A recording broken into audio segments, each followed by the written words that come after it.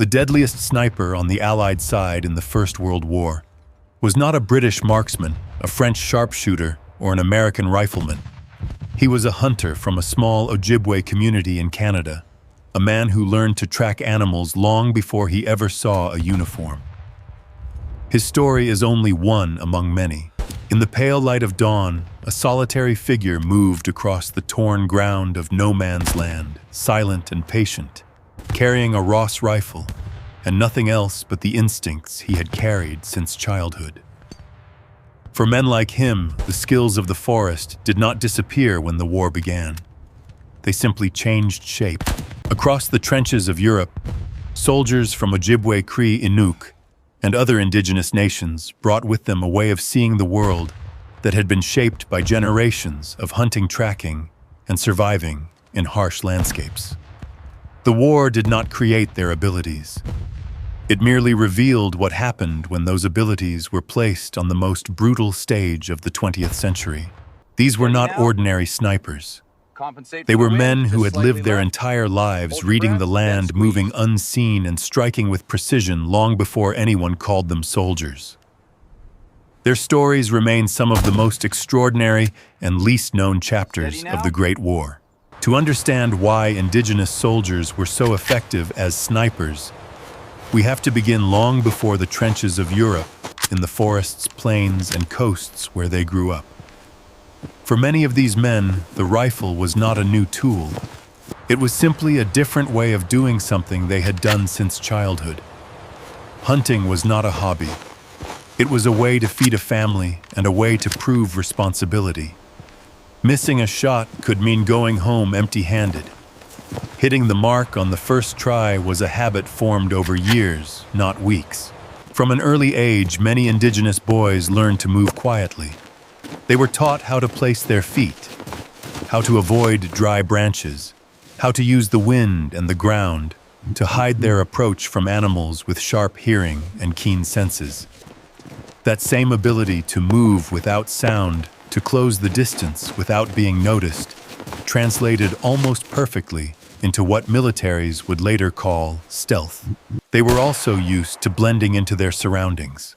In winter landscapes of snow and ice on open plains or in dense forest, they learned how to use whatever was available to break up the outline of their bodies and disappear into the background. Mud, snow brush, shadow, even the shape of rocks and fallen trees could be used as cover.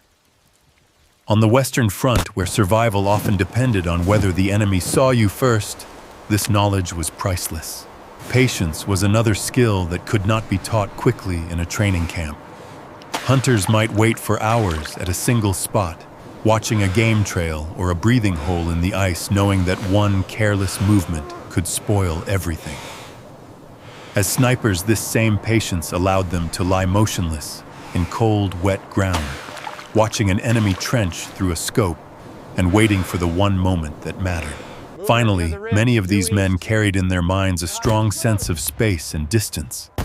Years of moving through familiar territories gave them an almost instinctive feeling for how far a target was, how sound traveled across open ground or water, and where a path or a line of sight would lead. European soldiers could learn elements of these skills in a few months of military instruction. For Indigenous soldiers, they were part of a lifetime of experience. The Army did not give them these abilities. It simply gave them a new and very deadly way to use what they already knew. When war broke out in 1914, thousands of Indigenous men from across Canada stepped forward to enlist. More than 4,000 would eventually join the Canadian Expeditionary Force, a number that surprised many officials at the time. Their reasons were not simple, and they were not all the same. Some volunteered because they wanted to prove that their people deserved respect in a country that often denied them basic rights. Others felt a sense of duty to the land where they lived, even if that land had been taken from their ancestors. And for many, the decision came from traditions that valued courage, responsibility, and the role of the warrior within the community. Yet the story was not straightforward. At the beginning of the war, the Canadian government did not welcome Indigenous recruits. Policies and prejudices discouraged their enlistment, and some officers believed they would not adapt to the discipline of European-style warfare. No, sir, I have not. But as the conflict deepened and casualties mounted, the demand for soldiers grew. Barriers that once kept Indigenous men out began to fall, not because the system had changed its beliefs, but because it needed bodies to fill the ranks. Despite that contradiction, Indigenous volunteers continued to come forward. They joined an army that did not fully accept them to fight in a war that was not theirs for a country that often treated them as outsiders. Their loyalty was not a result of fair treatment. It was a choice rooted in pride identity and a desire to show that they could stand shoulder to shoulder with any other soldier. Their enlistment marked the beginning of a remarkable and often overlooked chapter of the Great War I, in which men who had once hunted and traveled across their homelands now carried their skills into the trenches of Europe. Francis Pegahmagabow was born into the Ojibwe community of Shawanaga, a place shaped by Forest Lake and the long memory of his people. His early life was marked by hardship. He lost his mother when he was still a child, and much of his upbringing unfolded close to the land on the shores and in the woods around Lake Huron. In that environment, he learned the skills that would later define him. From a young age, he was taught to hunt, to track, and to read the world around him with quiet attention. He learned how to move through the forest without disturbing the brush, how to follow the faintest sign left by an animal, and how to wait for the right moment to take a clean, precise shot. These lessons were not taught in classrooms or drills. They were shared through daily life, passed from elders to children as part of survival and tradition. The forests and waters of his homeland shaped his character long before he knew anything about Europe or the war that would soon engulf it. Those early years gave him patience, discipline, and an understanding of the land that no military training could replicate. Long before he wore a uniform, he already carried the instincts that would make him one of the most extraordinary soldiers of the First World War. When Pegahmagabow enlisted in 1914, he entered a world far removed from the forests of Ontario. Yet the instincts he carried with him would soon make him one of the most feared and respected soldiers on the Western Front. He served in some of the most brutal battles of the war, Ypres the Somme and the Scarpe, where entire units were destroyed in hours, and survival often depended on a soldier's ability to stay hidden, stay alert, and stay alive. Pegahmagabow excelled in these conditions. His commanders quickly recognized his ability to move silently across terrain that stopped other men in their tracks. At night, he slipped out into no man's land to gather intelligence, crawling through mud and wire with a patience and calm that astonished those who served with him.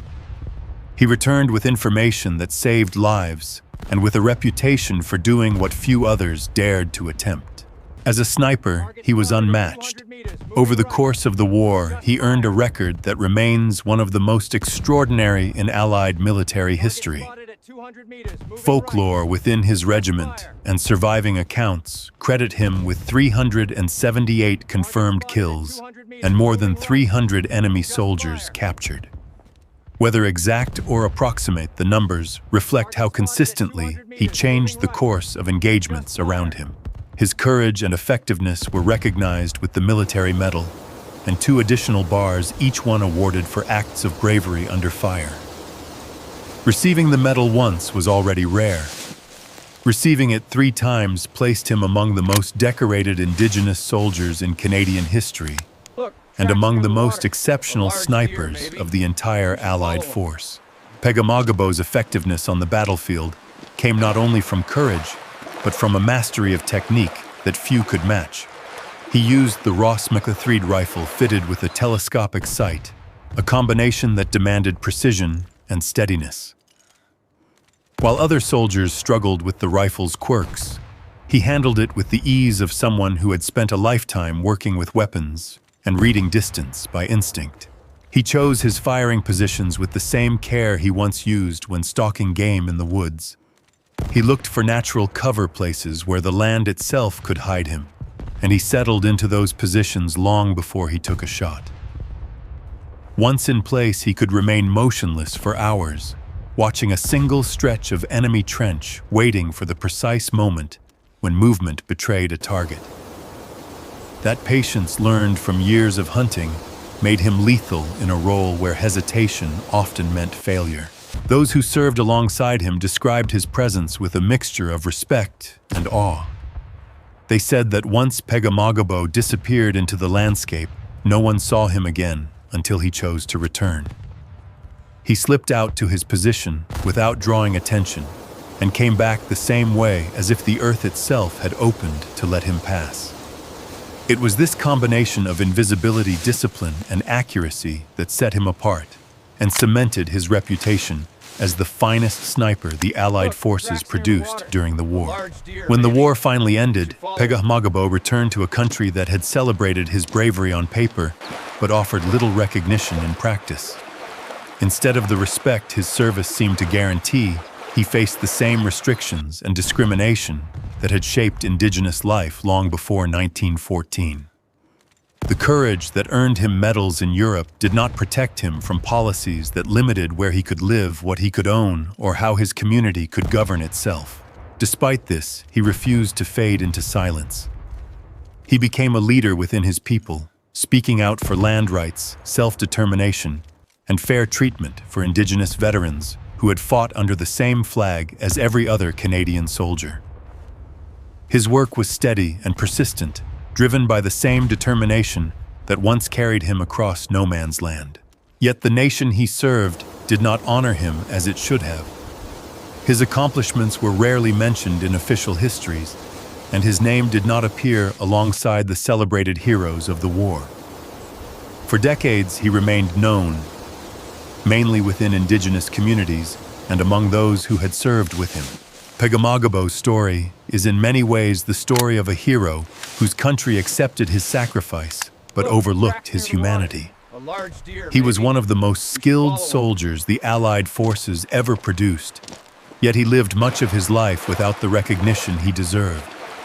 His legacy endures not only because of the lives he saved on the battlefield, but because he continued to fight for justice long after the guns fell silent. Henry Norwest came from a world shaped by the wide plains of Western Canada, where survival demanded skill, calm judgment, and the ability to read the land. Before the war, he worked as a hunter and a rodeo performer, and for a time he served as a member of the Northwest Mounted Police, a role that required discipline, tracking ability, and a steady hand.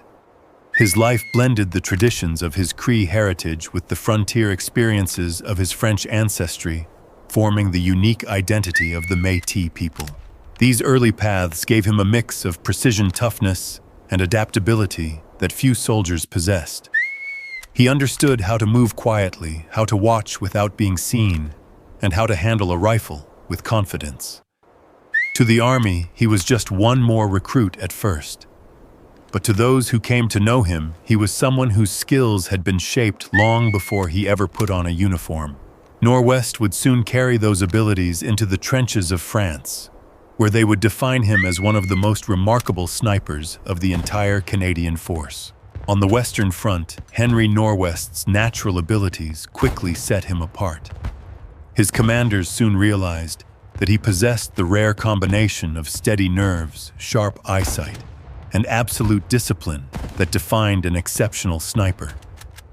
Over the course of his service, he achieved 115 confirmed kills, a record that placed him among the most effective marksmen in the entire Canadian force. Norwest preferred to work in the early hours of the morning, when the mist hung low over the trenches and visibility shifted from moment to moment. In that dim light, he could read the soft movements of the fog, distinguish subtle shapes, and use the changing cover to mask his position. What others found confusing or dangerous, he treated as an advantage. But it was his patience that truly made him dangerous. Fellow soldiers told stories of him lying completely still for hours, waiting for a single chance to take a clean shot.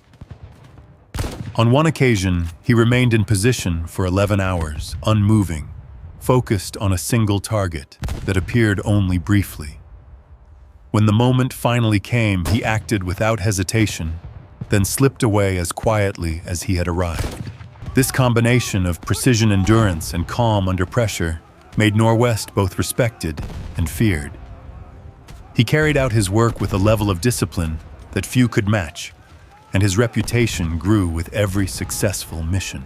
Norwest's remarkable service came to an end in August of 1918 during the final months of the war. On August 18th, he was struck by a German sniper's bullet while carrying out the same work that had defined his reputation. The news of his death spread quickly through his regiment, and the reaction was immediate and heartfelt. Soldiers who had relied on his skill and calm presence felt the loss as if it were a personal blow. His comrades later erected a simple cross over his grave marked with the words, "One of the greatest snipers."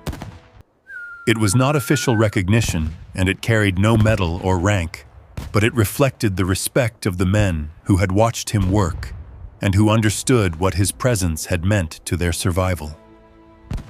Within the regiment, stories of his discipline and precision were repeated long after he was gone, shared with a sense of admiration and sorrow.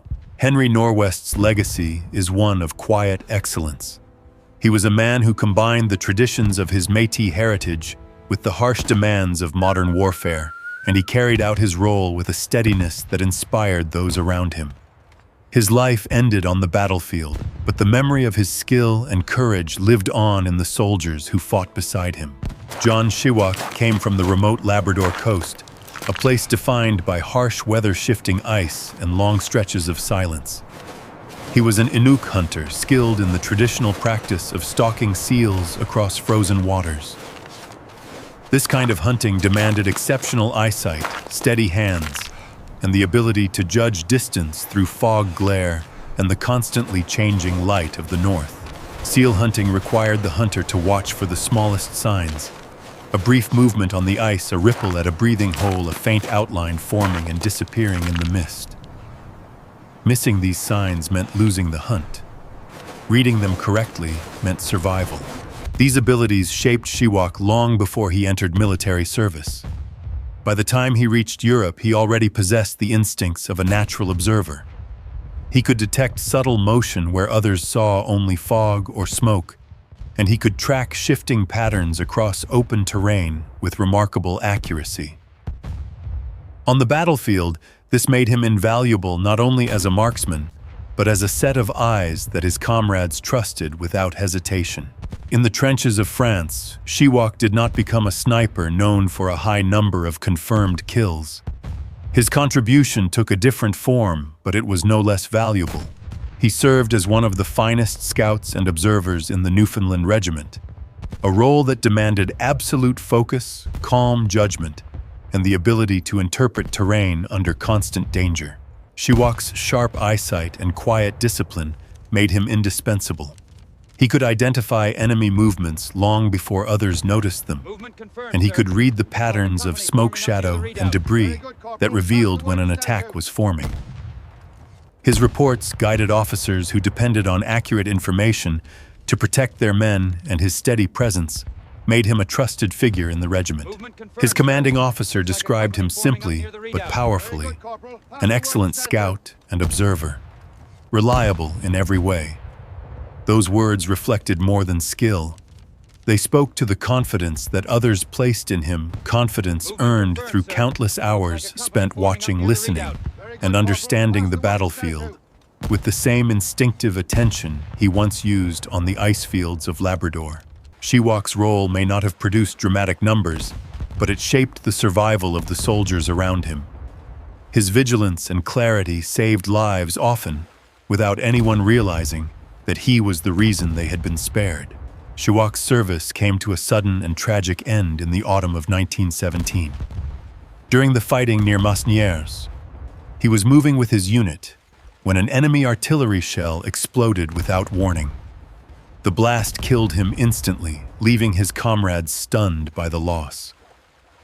There was no chance for farewell, no final message carried back through the lines, only the abrupt absence of a man whose quiet strength had become essential to those around him. News of his death spread quickly through the regiment, and the reaction was immediate. Officers and fellow soldiers alike spoke of him with a mix of grief and deep respect. In a letter written after the battle, his unit recorded the simple truth: "We lost one of our best men." It was a brief statement, but it carried the weight of genuine admiration for someone whose reliability and skill had never failed them. John Shiwak's story stands apart not because of dramatic statistics, but because of the steady, unassuming excellence he brought to every task. He was a hunter shaped by the fog and ice of Labrador, a soldier who saw what others missed, and a man whose life ended in the chaos of war far from the land that formed him. His legacy, like that of many Indigenous soldiers, is carried in the respect of those who knew his worth. The stories of these men reveal something deeper than battlefield skill. For many Indigenous soldiers, being a sniper was not just a matter of technique. It grew from a way of life shaped by respect for the land, for balance, and for the responsibilities of the warrior. Their abilities came from traditions that taught patience, restraint, and careful judgment, not from any desire to take life. Unlike some soldiers who measured success by the number of enemies they killed, many Indigenous veterans avoided speaking about such things. In their cultures, boasting about death was considered dishonorable. Taking a life, even in war, carried spiritual weight, and the act itself demanded humility. They fought for reasons that were often more complex than those of the nation they served. Many wanted to be recognized as equals, to prove that their communities had value and dignity. Yet when they returned home, they discovered that military service did not erase the discrimination they faced. They were soldiers in Europe, but second-class citizens in Canada. Because of these inequalities, much of their history was poorly recorded. Important details disappeared, and many names were lost in the gaps left by colonial record-keeping. Some of the finest Indigenous snipers of the war remain unknown simply because no one bothered to document their contributions. And at the heart of it all lies a cultural truth in many Indigenous traditions. A warrior is not a killer. A warrior protects, provides, and endures. The men who carried their hunting skills into the war did so with that understanding, even when the battlefield forced them into roles that carried heavy moral and emotional burdens. Their story is not only about accuracy and stealth, it is about identity, responsibility, and the quiet resilience of communities that gave far more than they ever received. There are clear reasons why these soldiers rarely appear in the major histories of the Great War. The military system of the time favored white soldiers in its records and narratives, and recognition often followed the same pattern. Acts of bravery performed by Indigenous men were sometimes credited to their units rather than to them individually. In many cases, their achievements were never written down at all. Some soldiers were listed simply as scouts even when they carried out sniper duties that shaped the outcome of battles. Others had their actions recorded without names, lost in the blur of wartime paperwork. Beyond the battlefield, Indigenous people had little influence over the media or public conversation. Their communities lacked the political power to push their stories into newspapers or military archives. Without advocates, their experiences slipped further from view, overshadowed by the larger narratives written by and about others. This absence in the record is not a reflection of their contributions, but of the structures that chose not to preserve them. Understanding this gap is essential because it reminds us how many voices remain missing from the history we think we know. The Indigenous soldiers who served as snipers in the First World War did not fight for glory. They fought to survive, to protect the men beside them, and to show that the children of the forests, the snowfields, and the northern seas could stand among the greatest warriors of the century. Their stories endure because of their quiet courage, their discipline, and the strength they carried from their homelands into a distant and devastating war. As we remember them, we honor not only their skill, but their humanity. Their legacy invites us to look beyond the familiar names of history and to recognize the warriors who were nearly forgotten. If you would like to continue exploring the hidden stories of Indigenous soldiers, the next chapter leads to a very different battlefield, the world of secret communication in the Second World War, where native code talkers created messages no enemy could break.